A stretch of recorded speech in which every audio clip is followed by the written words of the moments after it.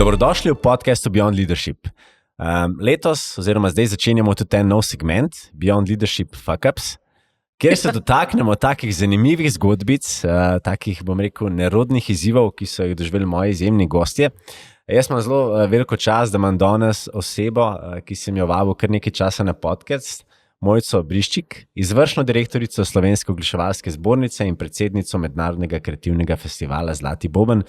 Tako da, Mojca, jaz hočem, da se malo razgaliva, da greva malo v kakšne te neprijetne situacije, da nam opiš, kaj bo kakšen tak fuck up. Ja, jaz mislim, da v vseh teh letih se jih je kar nekaj nabralo.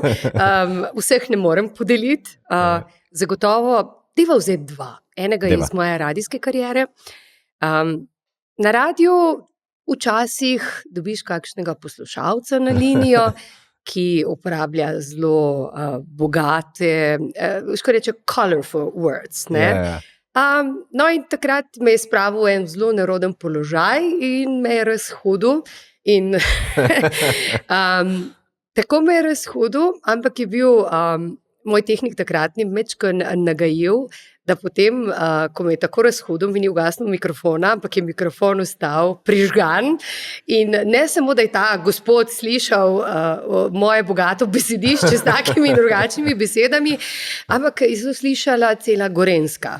Takrat sem delala na eni radijski postaji in mi ni bilo ravno v ponos. Mislim, nauk te zgodbe je bil, ko si javna oseba, in ko sediš pred mikrofonom ali pa si nekje v javnosti, najprej preveri, da so vse naprave ugasnjene, da te nihče ne snema, te nihče ne gleda, in to mi ni bilo najbolj v ponos. In ti povem, da če bi se lahko zemlja odprla, jaz bi noter padla.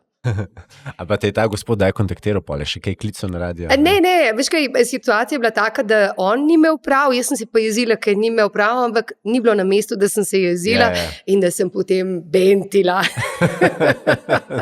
Pa ni bilo sam krščeni matičkov veliko, veš, je bil tudi kakšen dedek Mraz vmes. Je pa verjetno definitivno pozitivno, da ste imeli več poslušanj. Zagotovo, veš, potem bi bila praksa, da se je naredil kakšen kolaž v koncu leta, tistih najbolj zanimivih trenutkov koledarskega leta, in jaz sem se tisto leto znašla vmes. Z velik pip, kar mi ni bilo v ponos, ampak se je zgodilo, ampak od takrat verjemi nikoli več. Potem pa enkrat kasneje v karieri, pa ker delamo tudi ta mednarodni festival, sem pa, seveda v tujini je veliko ljudi s takimi in drugačnimi imeni in priimki, in veliko krat, če ti spremeniš črko ali dve, se zgodi, da potem, če je bil prej Medvedek, rata potem kaj drugega. In jaz sem enega zelo priznanega mednarodnega kreativnega direktorja preimenovala v nekaj grozljivega, ko sem ga povabila na oder.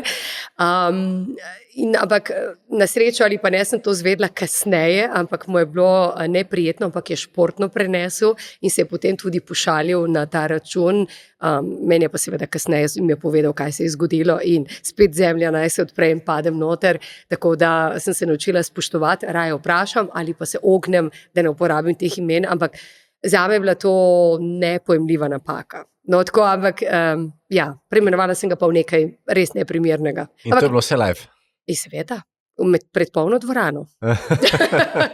Ampak sem se iz tega nekaj naučila. Skratka, težko je včasih, seveda, ko delaš take projekte, ker vemo, da lahko en ostrivec, kreativec ali pa dve črki pomenita nekaj povsem drugega oziroma se čist drugače izgovarja. Tako da danes raje 2-3 preverim, preden karkoli narobe izustim.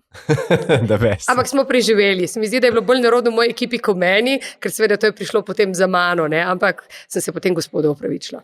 No, ampak zdaj vidiš, zdaj se lahko nazaj pogledaš, pa se zasmeješ temu. Zdaj se lahko nasmejem, ampak takrat ni bilo čist nič smešno. Ampak smo preživeli, tako da, drugače pa napak v življenju, narediš jih čudo, ampak hvala Bogu ni bilo nobena taka, da bi rekla, zdaj pa groza, se moram držati za glavo, konec sveta.